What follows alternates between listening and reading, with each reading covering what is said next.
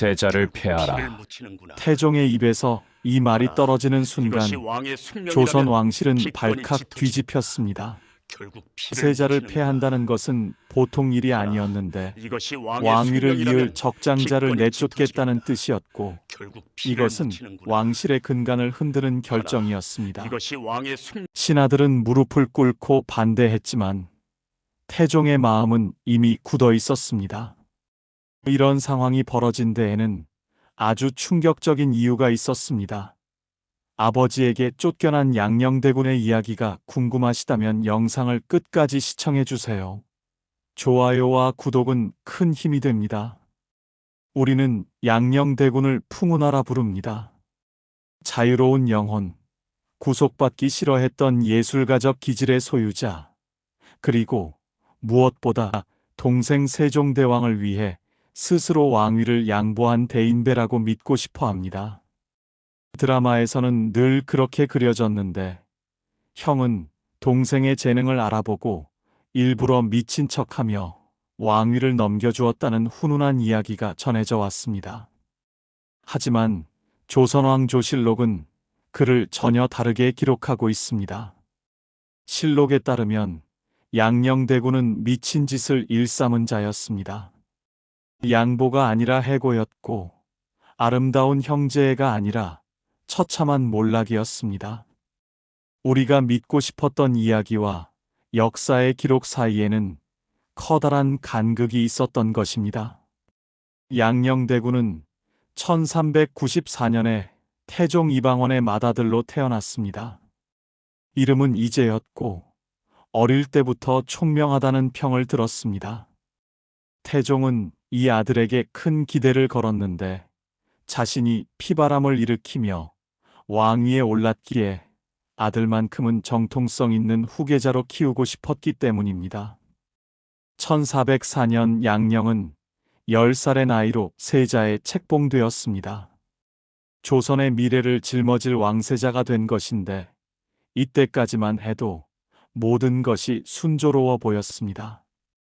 태종은 아들을 위해 최고의 스승들을 붙여주었고 최고의 교육을 제공했으며 왕이 되기 위한 모든 것을 가르치려 했습니다. 하지만 문제는 양녕대군 자신에게 있었습니다. 그는 공부를 싫어했습니다. 이것은 단순히 공부가 재미없다는 수준이 아니었는데 실록에 따르면 양녕은 서연, 즉 세자를 위한 강의 시간의 졸기 일수였습니다. 스승이 경전을 읽어주면 눈이 스르르 감겼고 고개가 꾸벅꾸벅 떨어졌습니다.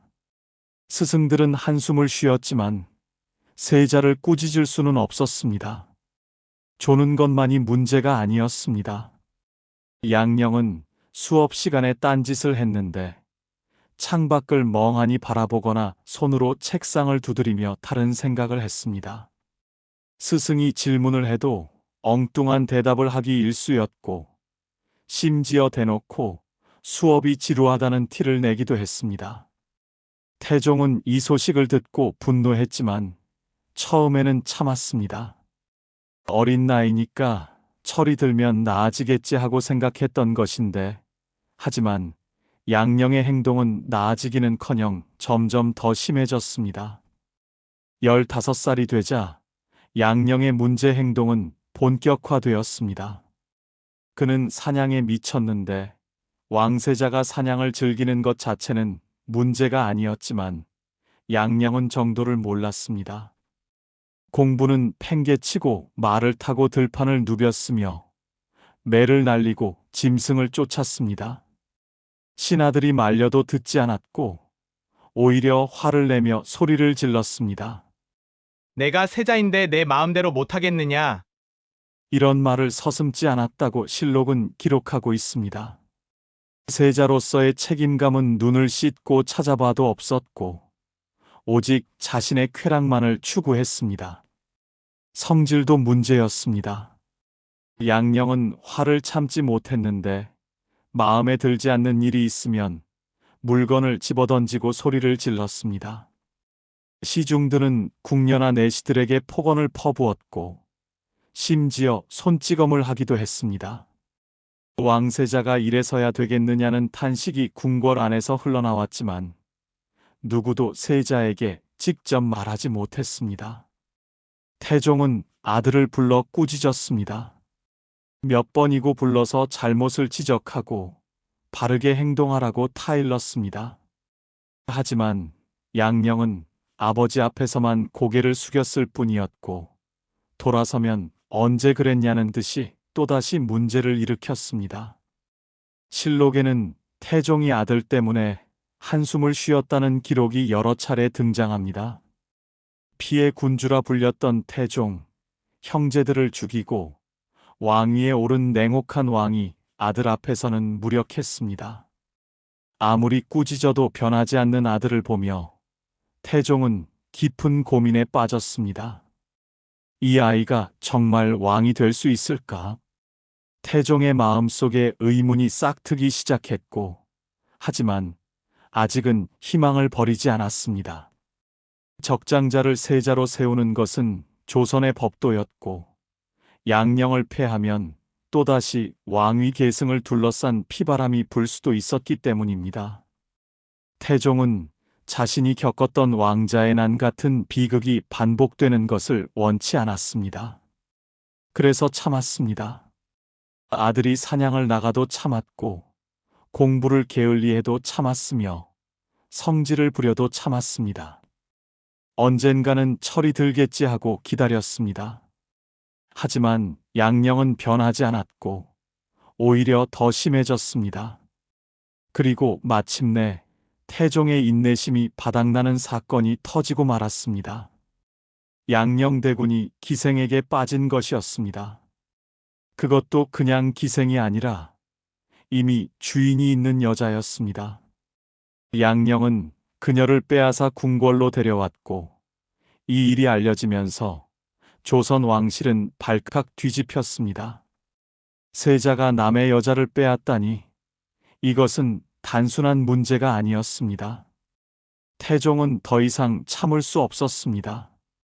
아들을 불러 호되게 꾸짖었지만 양령은 반성하는 기색이 없었고 오히려 반항했습니다. 이 모습을 본 태종은 마침내 결심했습니다.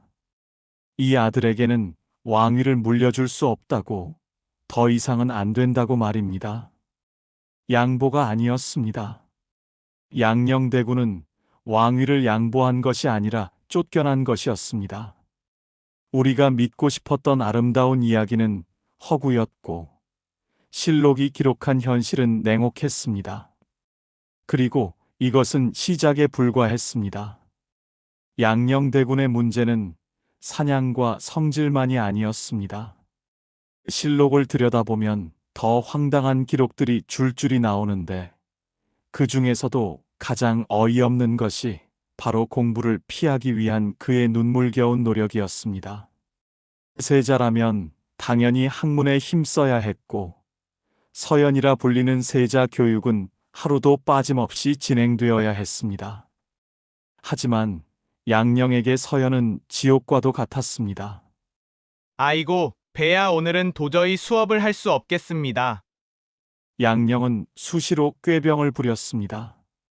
배가 아프다, 머리가 아프다, 몸에 열이 난다며 온갖 핑계를 대며 서연을 빠지려 했는데 스승들은 세자의 건강을 걱정하며 수업을 취소했고 의원을 불러 진찰을 받게 했습니다. 하지만 스승들이 나가기가 무섭게 양령은 벌떡 일어났습니다. 아픈 곳은 어디에도 없었습니다. 실록에는 양령이 거짓으로 병을 칭하여 서연을 피했다는 기록이 여러 차례 등장합니다. 한두 번이 아니라 상습적으로 그랬던 것인데 스승들도 처음에는 속았지만 점점 눈치를 채기 시작했습니다. 하지만 세자에게 거짓말쟁이라고 말할 수는 없었고 그저 한숨만 쉴 뿐이었습니다. 꾀병이 통하지 않을 때는 다른 방법을 썼습니다. 양령은 대놓고 수업을 방해했는데 스승이 경전을 읽으면 하품을 하고 질문을 하면 엉뚱한 대답을 했으며 심지어 수업 중에 자리를 박차고 나가버리기도 했습니다. 스승들은 쫓아가 사정했지만 양령은 돌아오지 않았고 그렇게 서연은 파행을 거듭했습니다. 태종은 이 소식을 듣고 분노하여 아들을 불러 꾸짖었습니다. 내가 세자로서 학문을 닦지 않으면 어찌 나라를 다스릴 수 있겠느냐. 양령은 아버지 앞에서 고개를 숙이고 잘못했다고 했지만 돌아서면 또 같은 행동을 반복했습니다. 태종이 몇 번을 꾸짖어도 변하지 않았고 실록에는 태종이 세자의 학업 태만으로 인해 근심했다는 기록이 수도 없이 등장합니다. 하지만 공부 깊이보다 더 충격적인 것은 그의 식습관이었습니다. 양령대군은 고기를 좋아했습니다. 이것 자체는 문제가 아니었는데 조선시대에도 고기를 먹는 것은 흔한 일이었기 때문입니다. 문제는 양령이 고기를 얻는 방법과 그 종류에 있었습니다. 실록에 따르면 양령은 궁궐 안에서 개를 잡아먹었습니다. 개고기는 조선시대에도 먹긴 했지만 궁궐에서 세자가 직접 개를 잡아 구워 먹는다는 것은 전혀 다른 문제였습니다. 세자는 품위를 지켜야 했고 함부로 살생을 해서는 안 되었으며 더구나 궁궐은 신성한 공간이었습니다. 그런데 양령은 이 모든 규범을 무시했습니다. 그는 몰래 개를 잡아 불을 피우고 구웠습니다. 냄새가 궁궐 전체에 퍼졌고 이 사실이 발각되었을 때 궁궐은 발칵 뒤집혔습니다. 세자가 개를 잡아먹다니 신하들은 경악했고 태종은 어이가 없어 말이 나오지 않았습니다.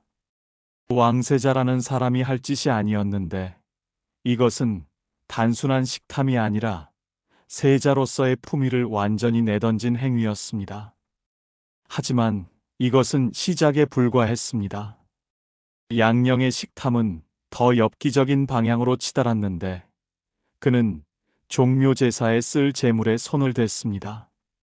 종묘는 조선 왕실의 조상들을 모신 신성한 공간이었고 종묘제사는 조선에서 가장 중요한 의례 중 하나였습니다. 제사에 올리는 음식은 정성껏 준비되었으며 소고기와 돼지고기 등 귀한 고기들이 제물로 바쳐졌습니다. 양령은 이 제물을 훔쳐 먹었습니다. 밤중에 몰래 종묘에 들어가 제사에 쓸 고기를 빼돌렸고 그것을 구워 먹었습니다. 이 사실이 알려졌을 때 조정은 경악을 넘어 공포에 휩싸였는데 조상의 제사에 올릴 음식을 훔쳐 먹다니 이것은 불경 중의 불경이었습니다. 조선은 유교 국가였고 조상에 대한 예는 무엇보다 중요했습니다. 그런데 세자가 종묘의 제물을 훔쳐 먹다니 있을 수 없는 일이었습니다. 태종은 이 보고를 받고 한동안 말을 잇지 못했습니다. 세자라는 놈이 제사 고기를 훔쳐 먹어? 믿을 수 없었지만 사실이었습니다. 태종은 아들을 불러 호되게 꾸짖었고 양령은 또다시 고개를 숙이고 잘못했다고 했습니다. 하지만 진심으로 반성하는 것 같지는 않았는데 그의 눈에는 두려움보다는 불만이 가득했습니다. 실록은 이 사건을 상세히 기록하고 있습니다. 양령대군이 종묘의 제물을 훔쳤다는 것, 이로 인해 태종이 크게 분노했다는 것, 그리고 신하들이 세자의 행동을 개탄했다는 것이 모두 기록되어 있습니다. 이것은 야사가 아니라 정식 역사서인 조선왕 조실록에 남아있는 기록입니다. 양령의 머릿속에는 성리학 대신 고기 반찬 생각뿐이었습니다. 경전을 읽어야 할 시간에 고기 생각을 했고 수양을 해야 할 시간에 어디서 고기를 구할지 궁리했습니다. 세자로서 나라의 미래를 준비해야 했지만 그의 관심사는 오직 자신의 쾌락뿐이었습니다. 이쯤 되면 태종이 왜 한숨을 쉬었는지 이해가 됩니다. 조선의 세자가 밤손님처럼 종묘에 들어가 제사 음식을 털었으니 기가 찰 노릇이었습니다. 아무리 적장자라 해도 이런 세자에게 왕위를 물려줄 수 있겠습니까? 태종의 마음 속에는 점점 더 큰 의문이 자라났습니다. 하지만 태종은 아직 포기하지 않았습니다. 적장자를 패하는 것은 엄청난 결단이 필요한 일이었고 함부로 할 수 있는 일이 아니었습니다. 태종은 아들이 철이 들기를, 정신을 차리기를 기다렸습니다. 스승을 바꿔보기도 하고 엄하게 꾸짖어 보기도 하고 때로는 달래보기도 했습니다. 하지만 양령은 변하지 않았습니다. 오히려 나이가 들수록 더 심해졌는데 공부는 여전히 싫어했고 고기에 대한 집착은 줄어들지 않았으며 거기에 더해 새로운 문제가 생겨나기 시작했습니다. 태종이 가장 두려워했던 문제, 바로 여자 문제였습니다. 양녕대군은 기생들에게 눈을 돌리기 시작했습니다. 처음에는 그저 젊은 세자의 호기심이려니 했지만 점점 정도가 심해졌습니다. 기생을 불러 술판을 벌이고 밤새 놀아나고 심지어 궁궐 밖으로 몰래 나가 유흥을 즐기기도 했습니다. 이 소문이 궁궐 안에 퍼지기 시작했고 태종의 귀에도 들어갔습니다. 태종은 이를 악물었습니다. 공부를 안 하는 것은 참을 수 있었고 개고기를 먹는 것도 참을 수 있었으며 제사 음식을 훔쳐먹는 것도 꾸짖고 넘어갈 수 있었습니다. 하지만 여자 문제는 달랐습니다. 세자가 기생에게 빠지면 나라의 근본이 흔들릴 수 있었습니다. 태종은 아들을 더욱 엄하게 다스리기 시작했습니다. 하지만 양령은 아버지의 눈을 피해 계속 기생들을 만났고 그 정도는 점점 심해져 갔습니다. 그리고 마침내 돌이킬 수 없는 사건이 터지고 말았습니다. 양녕대군이 어떤 여인에게 빠져버린 것이었는데 그녀의 이름은 어리라고 했습니다. 양녕대군의 문제는 궁궐 안에서만 일어나지 않았습니다. 해가 지면 양령은 변신했는데 세자의 화려한 옷을 벗어던지고 평민의 옷으로 갈아입었습니다. 그리고 어둠을 틈타 궁궐담을 넘었는데 세자가 궁궐담을 넘는다는 것은 상상조차 할 수 없는 일이었지만 양령에게는 일상이었습니다. 그는 밤마다 궁궐을 빠져나가 한양 거리를 활보했습니다. 혼자가 아니었습니다. 양령에게는 함께 어울리는 무리가 있었는데 구종수와 이호방이라는 자들이었습니다. 이들은 양반가의 자제도 아니었고 관리도 아니었으며 한마디로 시정잡배, 지금 말로 하면 양아치나 건달에 가까운 자들이었습니다. 조선의 세자가 이런 자들과 어울린다는 것은 있을 수 없는 일이었지만 양령은 오히려 그들과 함께 있을 때 편안함을 느꼈습니다. 실록에는 양령이 천한 무리와 어울렸다는 기록이 여러 차례 등장합니다. 그들은 밤마다 기생집을 드나들었는데 양령은 세자라는 신분을 숨기고 그저 한량 행세를 하며 기생들과 술을 마시고 노래를 불렀습니다. 어떤 때는 밤새 놀다가 새벽녘에야 궁궐로 돌아왔고 다음 날 서연에 늦거나 아예 빠지기 일쑤였습니다. 기생집만이 아니었습니다. 양령과 그의 무리는 길거리 패싸움을 구경하며 즐거워했는데 한양 뒷골목에서는 종종 싸움이 벌어졌고 양령은 그것을 구경거리로 삼았습니다. 피가 튀고 뼈가 부러지는 것을 보며 낄낄거렸다는 기록도 있는데 이것이 조선의 세자가 할 짓이었겠습니까? 하지만 양령에게 그런 자각은 없었습니다. 태종은 이 사실을 알고 있었습니다. 밀정들이 세자의 행적을 보고했고 태종은 아들이 밤마다 무엇을 하는지 낱낱이 알고 있었습니다. 하지만 처음에는 참았는데 젊은 혈기에 그럴 수도 있다고, 철이 들면 나아지겠다고 스스로를 위로했습니다. 하지만 양령의 행동은 나아지기는커녕 점점 더 대담해졌습니다. 그러던 중에 돌이킬 수 없는 사건이 터졌습니다. 양령이 한 여인에게 빠져버린 것인데 그녀의 이름은 어리였습니다. 어리는 기생 출신이었지만 이미 다른 남자의 여자였습니다. 그녀는 중추부사 곽선의 첩이었는데 중추부사는 정의품의 고위 관직이었고 곽선은 조정의 중신이었습니다. 그런 사람의 여자를 세자가 넘본다는 것은 엄청난 문제였습니다. 하지만 양령은 개의치 않았습니다. 어리를 처음 본 순간 양령은 한눈에 반해버렸는데 그녀의 미모가 출중했던 것입니다.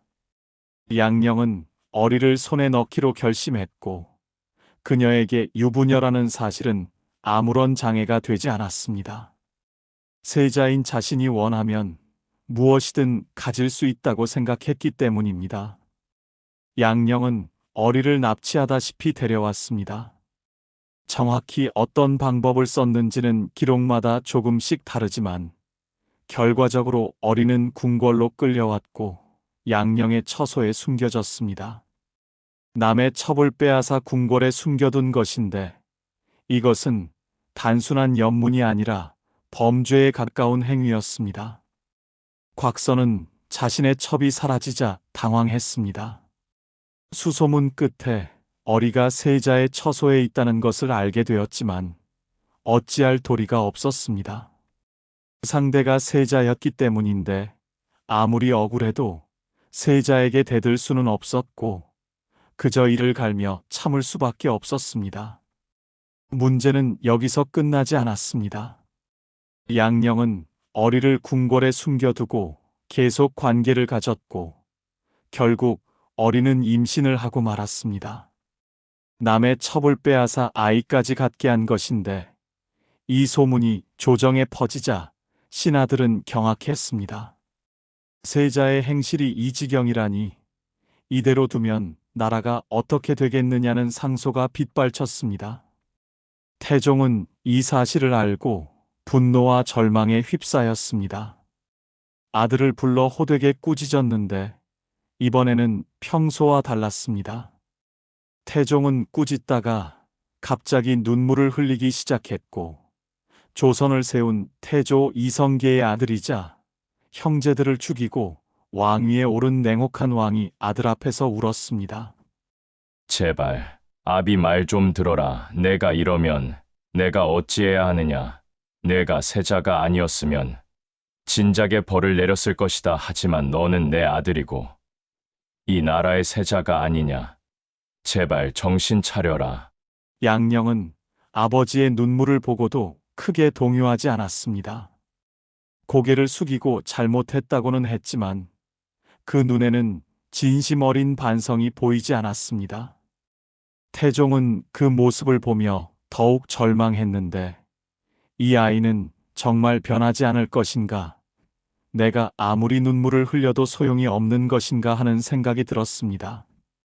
실록에는 태종이 세자를 훈계하다가 울었다는 기록이 남아 있습니다. 이것은 야사가 아니라 정식 역사서의 기록인데 냉혹하기로 유명한 태종이 아들 앞에서 눈물을 보였다는 것은 그만큼 절망이 깊었다는 뜻입니다. 형제를 죽일 때도 눈 하나 깜짝하지 않았던 태종이 아들의 막장 행각에는 눈물을 흘렸으니 부모의 마음이란 그런 것이었습니다. 태종은 어리를 궁에서 내보내라고 명령했습니다. 양령은 마지못해 따르는 척했지만 실제로는 어리를 다른 곳에 숨겨두고 계속 만났습니다. 아버지의 명령을 정면으로 거역한 것인데 이 사실이 다시 발각되자 태종의 분노는 극에 달했습니다. 신하들은 세자를 폐해야 한다고 상소를 올리기 시작했습니다. 세자의 행실이 이 지경인데 어찌 왕위를 물려줄 수 있겠느냐는 것이었고 태종도 더 이상 아들을 감싸기 어려워졌습니다. 하지만 적장자를 폐한다는 것은 쉬운 결정이 아니었는데 한번 폐위가 이루어지면 돌이킬 수 없었고 왕실의 근간이 흔들릴 수도 있었기 때문입니다. 태종은 고민에 빠졌습니다. 아들을 패하자니 차마 그럴 수 없었고, 그대로 두자니 나라의 앞날이 걱정되었습니다. 밤마다 잠을 이루지 못했고 식음을 전폐하기도 했습니다. 피의 군주라 불렸던 태종이 아들 문제로 이토록 괴로워했으니 역사의 아이러니가 아닐 수 없습니다. 그러는 사이에도 양령의 행동은 나아지지 않았습니다. 여전히 어리를 만났고 여전히 시정잡배들과 어울렸으며 여전히 공부는 하지 않았습니다. 마치 자신이 폐위될 수도 있다는 사실을 모르는 것처럼, 아니면 알면서도 신경 쓰지 않는 것처럼 행동했습니다. 태종의 인내심은 바닥을 드러내고 있었고 결단의 순간이 다가오고 있었습니다. 태종은 마지막 기회를 주기로 했습니다. 아들을 불러 진심 어린 대화를 나누었고 어리를 멀리 보내면 모든 것을 용서하겠다고 했습니다. 세자의 자리도 지켜주겠다고, 과거의 잘못은 다 덮어주겠다고 약속했습니다. 태종으로서는 최대한의 양보였는데 아들에게 마지막 기회를 주고 싶었기 때문입니다. 양령은 알겠다고 했습니다. 아버지 앞에서 고개를 숙이고 어리를 보내겠다고 약속했는데 태종은 이번에는 진심일 거라고 믿고 싶었습니다. 하지만 그 기대는 며칠 만에 산산조각이 났습니다. 양령은 어리를 보내지 않았습니다. 아버지의 눈을 피해 다른 곳에 숨겨두고 계속 만났는데 태종의 명령을 정면으로 거역한 것이었습니다. 이 사실이 다시 발각되자 태종은 분노를 넘어 절망에 빠졌고 이 아들은 정말 답이 없구나 하는 생각이 들었습니다. 태종은 강경책을 썼습니다. 어리를 강제로 잡아들여 멀리 유배 보냈는데 이번에는 양령이 어떻게 해도 만날 수 없는 곳으로 보낸 것이었습니다. 아들의 마지막 미련까지 끊어버리겠다는 의지였습니다. 그런데 예상치 못한 일이 벌어졌습니다. 양령이 아버지에게 편지를 보낸 것인데 그 내용은 충격적이었습니다. 반성의 내용이 아니었고 사과의 말이 아니었습니다. 오히려 아버지를 향한 항의와 원망이 가득한 편지였습니다. 실록에 기록된 그 편지의 내용은 이러했습니다.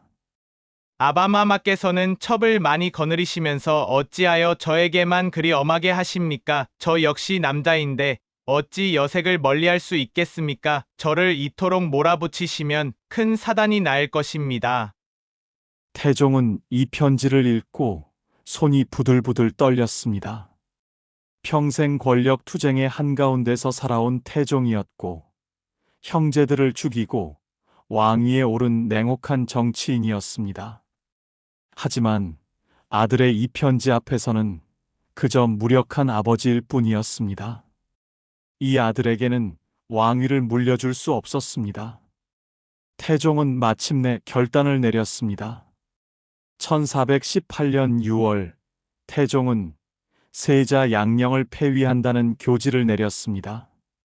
적장자를 폐하는 것은 조선 역사상 처음 있는 일이었고 왕실의 근간을 흔드는 중대한 결정이었습니다. 하지만 태종은 더 이상 다른 선택지가 없다고 판단했습니다. 폐위의 이유는 실록에 상세히 기록되어 있습니다. 학문을 게을리한 것, 사냥에 빠져 산 것, 천한 무리와 어울린 것, 남의 첩을 빼앗은 것, 아버지의 명을 거역한 것, 그리고 불경한 편지를 보낸 것까지 양령의 모든 잘못이 낱낱이 열거되었습니다. 이것은 양보가 아니라 명백한 해고였습니다. 양령은 세자의 자리에서 쫓겨났습니다. 그의 표정은 억울함으로 가득했는데 자신이 왜 이런 처분을 받아야 하는지 이해하지 못하는 눈치였습니다. 잘못을 저질렀다는 자각이 없었고 반성의 기미도 보이지 않았습니다. 오히려 자신을 버린 아버지를 원망하는 것 같았습니다. 태종은 새로운 세자를 책봉해야 했습니다. 둘째 아들 효령대군이 있었지만 태종의 선택은 달랐습니다. 셋째 아들 충녕대군을 세자로 책봉한 것인데 충녕은 양녕과는 정반대의 성격이었습니다. 학문을 좋아했고 예의가 바르며 성실했습니다. 무엇보다 아버지의 말을 잘 들었습니다. 충녕대군이 세자가 되었습니다. 훗날 세종대왕으로 불리게 될 그 사람이었는데 만약 양녕이 폐위되지 않았다면 세종은 왕이 될 수 없었습니다. 한글 창제도, 과학의 발전도, 문화의 융성도 없었을 것입니다. 역사가 어떻게 흘러갔을지 상상하기 어렵습니다. 양녕은 궁궐에서 쫓겨났습니다. 세자에서 대군으로 강등되었고 한양을 떠나 외딴 곳에서 살아야 했습니다. 화려했던 세자 시절은 끝났고 이제 그는 그저 왕의 형, 폐세자 출신의 대군일 뿐이었습니다. 세상 사람들은 양녕대군이 스스로 왕위를 양보했다고 믿고 싶어 합니다. 동생의 재능을 알아보고 기꺼이 물러났다는 아름다운 이야기가 더 듣기 좋기 때문인데, 하지만 실록은 다르게 말합니다. 양녕은 스스로 물러난 것이 아니라 쫓겨난 것이었고, 양보가 아니라 해고였으며, 아름다운 형제애가 아니라 처참한 몰락이었습니다. 태종은 아들을 패하면서 눈물을 흘렸다고 합니다. 아무리 막장 아들이라 해도 자식은 자식이었고, 적장자를 내치는 것은 아버지로서 가슴이 찢어지는 일이었습니다. 하지만 태종은 아버지이기 전에 왕이었고, 나라의 미래를 위해 결단을 내려야 했습니다. 그 결단 덕분에 조선은 세종대왕을 얻었습니다. 조선 역사상 가장 위대한 왕, 한글을 만들고 과학을 발전시키며 문화를 꽃피운 성군이 탄생했습니다. 양녕대군의 폐위는 조선 역사상 가장 다행스러운 해고였습니다. 본인에게는 불행이었을지 모르지만 조선에게는 축복이었습니다. 하지만 양녕대군의 이야기는 여기서 끝나지 않았습니다. 폐위된 후 그가 어떻게 살았는지, 동생 세종과의 관계는 어땠는지, 그의 말년은 어떠했는지 아직 이야기할 것이 남아 있습니다. 폐위된 양녕대군은 한양을 떠나야 했습니다. 세자의 자리에서 쫓겨난 그는 대군의 신분으로 강등되어 외딴 곳에서 유배 아닌 유배 생활을 시작했습니다. 화려했던 궁궐 생활은 끝났고 수많은 시종들도 사라졌으며 이제 그는 그저 왕의 형, 폐세자 출신의 대군일 뿐이었습니다. 1418년 충녕대군이 왕위에 올랐습니다. 세종대왕의 즉위였는데 21살의 젊은 왕은 즉위하자마자 형에 대한 처우를 고민했습니다. 신하들 중에는 양녕대군을 더 엄하게 다스려야 한다고 주장하는 이들도 있었는데, 폐세자가 살아있으면 언제든 반란의 명분이 될 수 있다는 이유였습니다. 하지만 세종은 형을 감싸주었습니다. 세종은 신하들의 반대에도 불구하고 형에게 너그러운 처분을 내렸는데 유배지에서 풀어주었고 한양 근처에서 살 수 있게 해주었으며 생활비도 넉넉히 지급했습니다. 왕이 된 동생이 형에게 용돈을 주며 챙긴 것이었습니다. 실록에는 세종이 양녕대군에게 물자를 보냈다는 기록이 여러 차례 등장합니다. 쌀과 고기, 옷감과 생필품이 정기적으로 전달되었고 명절이나 생일에는 특별히 하사품이 내려왔습니다. 세종은 형이 부족함 없이 살 수 있도록 세심하게 신경을 썼는데 이것은 단순한 형식적 예우가 아니라 진심 어린 배려였습니다. 어떤 이들은 세종이 형을 감시하기 위해 그랬다고 해석하기도 합니다. 가까이 두고 동태를 살폈다는 것인데, 하지만 세종의 행동을 보면 그렇게만 보기는 어렵습니다. 세종은 형이 잘못을 저질러도 크게 벌하지 않았고, 신하들이 양령을 처벌하라고 상소를 올려도 대부분 묵살했습니다.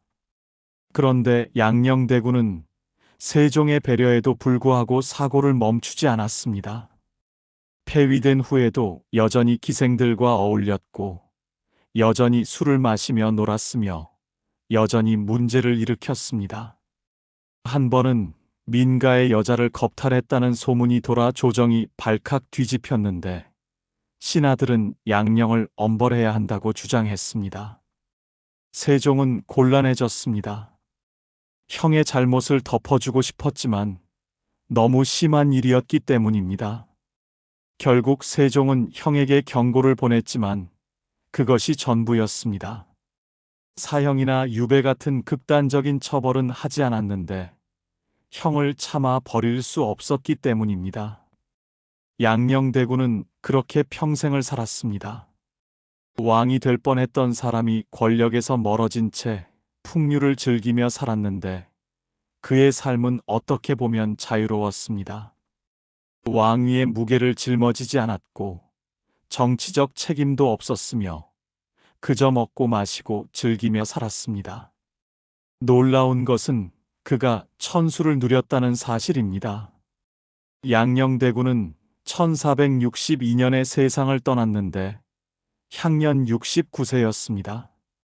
조선시대로서는 상당히 장수한 편이었고 폐세자 출신 치고는 평화로운 죽음이었습니다.